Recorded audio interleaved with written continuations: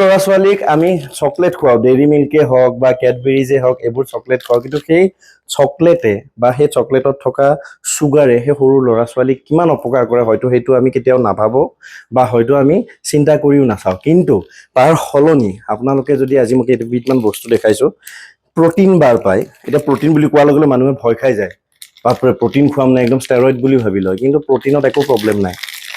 Protein প্ৰত্যেকজন মানুহক, শিশুৰ পৰা আৰম্ভ কৰি ডেকা বুঢ়া সকলো মানুহকে প্ৰটিন লাগে, কাৰণ আমাৰ মূৰৰ চুলিৰ পৰা আৰম্ভ কৰি ভৰিৰ নখলৈকে প্ৰত্যেকটো চেল, আমাৰ এটা এটা শৰীৰৰ অণু পৰমাণু প্ৰটিনেৰে গঠিত। আমাৰ ইমিউন ছিষ্টেম শক্তিশালী কৰিবৰ কাৰণে আমাক প্ৰটিনৰ দৰকাৰ। সেইকাৰণে মনত কৰিবচোন, যেতিয়া সকলোৰে ক'ভিড হৈছিলে, ক'ভিডৰ সময়ত মানে হেল্থ ডিপাৰ্টমেণ্টৰ ফালৰ পৰা নটিচ উলিয়াইছিলে যে যিমান পাৰি প্ৰটিন খাব লাগে, কণীয়ে হওক, মাছে হওক, মাংসই হওক, এনেকুৱা ধৰণৰ বস্তু বেছিকৈ খাব দিছিলে, চয়াবিনে হওক, ৰাজমাহে হওক। প্ৰটিন একো বেয়া বস্তু নহয়, প্ৰটিন আমাক শৰীৰত লাগিবই, প্ৰটিন নহ'লে আমাৰ বিভিন্ন ধৰণৰ বেমাৰ আজাৰ হয়, যিটো মই প্ৰত্যেকটো ভিডিঅ'তে কওঁ। গতিকে এনেকুৱা ধৰণৰ প্ৰটিন বাৰ আপোনালোকে মানে ল'ৰা ছোৱালীক দিব পাৰে। বেছিকৈ খুৱাব নালাগে, কিন্তু দিনটোত এটা বা দুটা আপোনালোকে খুৱাব পাৰে। তাৰ লগতে মই আপোনালোকক কওঁ, এনেকুৱা অ'টছ আছে, অ'টছৰ কথাটো আমি জানোৱে, এনেকুৱা অ'টছবিলাক আপোনালোকে খুৱাব পাৰে।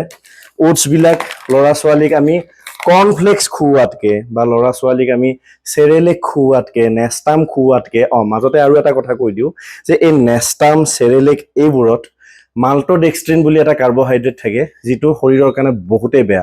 আপোনালোকে ভালকৈ চাব, তাত ইনগ্ৰেডিয়েণ্টছত লিখা থাকে।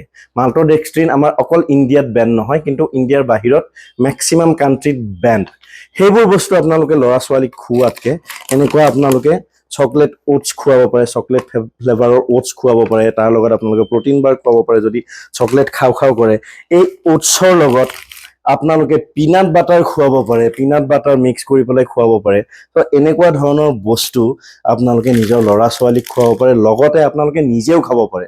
বাহিৰত গৈ পেলাই আপোনালোকে আইচক্ৰীম খোৱাতকৈ, বাহিৰত গৈ পেলাই আপোনালোকে বিভিন্ন ধৰণৰ কাষ্টাৰ্ডে হওক বা কুলফি হওক, এইবোৰ বস্তু খোৱাতকৈ এনেকুৱা ধৰণৰ বস্তু খাব পাৰে আৰু খাই নিজকে সুস্থ ৰাখিব পাৰে।